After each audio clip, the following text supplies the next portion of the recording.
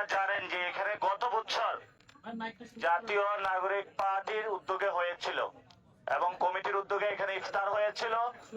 তা আমাদের যে সিলসিলা এটা জারি থাকবে। এবার জাতীয় শ্রমিক শক্তির উদ্যোগে এখানে যারা শ্রমজীবী মানুষ রয়েছে তাদের সাথে আমরা 30 দিন ইফতার কর্মসূচি ইনশাআল্লাহ চলবে। তা আমাদের কেন শ্রমজীবী মানুষদের সাথে এসে ইফতার করতে হচ্ছে, এটার কিছু ব্যাকগ্রাউন্ড আছে। ঢাকা শহরে যারা আমাদের বিশেষত রিক্সাজীবী চালক ভাইরা রয়েছেন, তাদের কোথাও যদি ওয়াশরুমের প্রয়োজন হয় সেটা আমরা ব্যবস্থা করতে পারি না। এই জন্য বর্তমান সরকার যারা আছেন, আমাদের সাধারণত যারা আমাদের রিক্সাজীবী এবং রিক্সা চালক ভাইরা, তাদের জন্য বিভিন্ন জায়গায় ওয়াশরুম ফ্যাসিলিটেশন করা, সাথে সাথে তারা যাতে গোসল করতে পারে। আপনি দেখবেন একজন রিক্সা চালক যিনি, উনি রাস্তার পাশে ঘুমিয়ে থাকে রিক্সার মধ্যে, তাহলে উনি গোসলটা করবে কোথায়?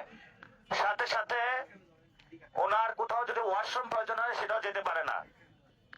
তো আমি আজকে এখানে যারা নেতৃবৃন্দ তাদেরকে জিজ্ঞেস করলাম যে আপনারা এখানে কেন ইফতারের কর্মসূচির উদ্যোগটা নিয়েছেন। ওনারা আমাকে জানালো যে একজন রিক্সা চালক ভাই একটা 5 স্টার হোটেল বা 3 স্টার অথবা একটা রেস্টুরেন্টে গিয়ে ইফতার করার তার সুযোগ হয় না।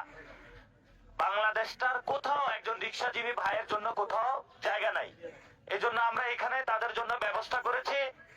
ওনারা সারাদিন রিক্সা চালিয়ে, ওনারা অধিকাংশ মানুষের রোজা রাখেন, এখানে এসে আমরা ইফতার করব একসাথে। প্রত্যেকটা দিন রিক্সা চালক ভাইরা এখানে আসবেন, ইফতার করবেন এবং সমাজের যারা অন্যান্য শ্রমজীবী মানুষ রয়েছেন তারাও এখানে ইফতার করবেন ইনশাআল্লাহ।